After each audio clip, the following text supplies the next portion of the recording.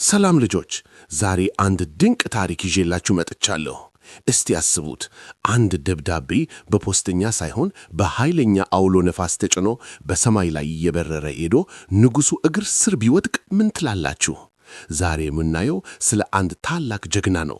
ለ7 ዓመታት አትችልም ተብሎ የተናቀው ልጅ እንዴት የኢትዮጵያ የጥበብ ፀሐይ እንደሆነ አብረን እናያለን። ተዘጋጅታችኋል?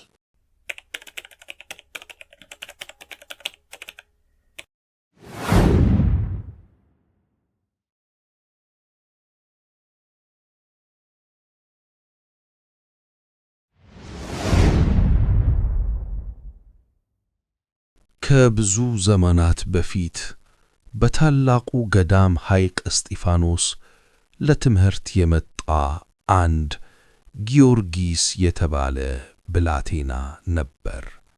ነገር ግን ትምህርት ግልጽ አልሆንልህ አለው።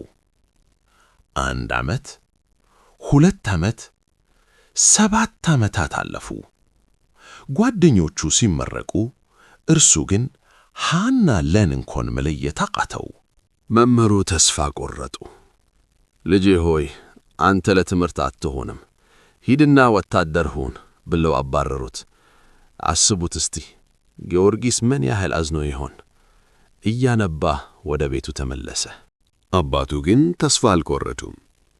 እኔ አንተን ለእግዚአብሔር ሰጥቻለሁ፣ ትምህርት ግልጽ ባይሆንልህ እንኳን ቤተ ክርስቲያንን አገልግል እንጂ ወደ ዓለም አትመለስ አሉት። ተስፋ ባለመቁረጥ ድጋሚ ላኩት። ጊዮርጊስ አሁን ተማሪ ሳይሆን አገልጋይ ሆነ። ቀን ቀን እህል ይፈጫል፣ ሌሊት ግን ማንም በሌለበት በእመቤታችን ስዕል ፊት ተደፍቶ ስለ ሆነው ነገር ያለቅስና ይጸልይ ነበር። በድንገት ቤተ መቅደሱ በብርሃን ተሞላ። እመቤታችን ከቅዱስ ኡራኤል ጋር መጣች። መልአኩም የብርሃን ጽዋ ሰጠው። ጊዮርጊስ በጠጣው ጊዜ ምን ሆነ መሰላችሁ? አእምሮ እንደ ፀሐይ በራ፣ ጥበብ እንደ ጎርፍ ፈሰሰችለት። አሁን በመንፈስ ቅዱስ እርዳታ ነገሮች ተቀይረዋል። ያ ግልጽ አልሆንልህ ብሎ ሲያስቸግረው የነበረውን ትምህርት አብሮት ይማሩ የነበሩ ተማሪዎች ብቻ ሳይሆን መምህሩ ምን ተአምር ነው ብሎ እስኪገረሙ ድረስ ያነበንበውና ምስጢራትንም ይተነትን ጀመር። ከብዙ ዘመናት በኋላ አንድ ቀን አንድ አይሁዳዊ ሊቃውንቱን ተገዳደረ። አባ ጊዮርጊስ በጽኑ ታሞ ነበር። ነገር ግን በአልጋ ተሸክሞት መጥተው በቃላት ጦርነት አይሁዳዊውን አሸነፉት። ጥበብ ከአልጋ በላይ ኃያል ናት። ክፉዎች አባታችን አባ ጊዮርጊስ ዘጋስጫን አሳስረው እንደሞቱ አድርገው ለንጉሡ ነገሩት።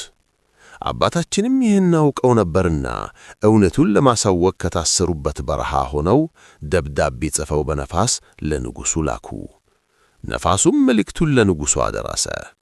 ነፋሳትም ለቅዱሳን ይታዘዛሉ። ንጉሡም መልእክቱን ካነበረ በኋላ በፍጥነት ከእስር አስፈታቸው።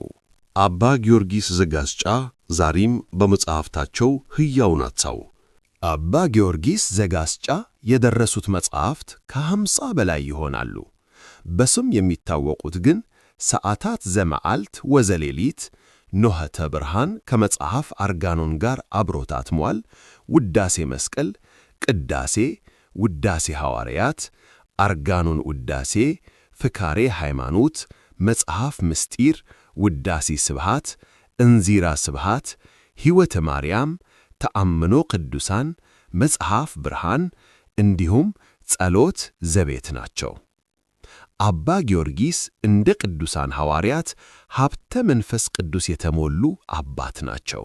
የዜማ ትምህርት በጣም ጠልቀው ያውቁ ነበርና የቅዱስ ያሬድን ዜማ በተለይም ድጓውን በዘመናት ከፋፍለውና በየበዓላቱ አደራጅተው ቅርጽ በመያዝ ለቅዱሳኑ ሁሉ በየክህሎታቸው የሚዜመውን አዘጋጅተው ለደቀ መዛሙርታቸው በማስተማር እንዲስፋፋ አድርገዋል።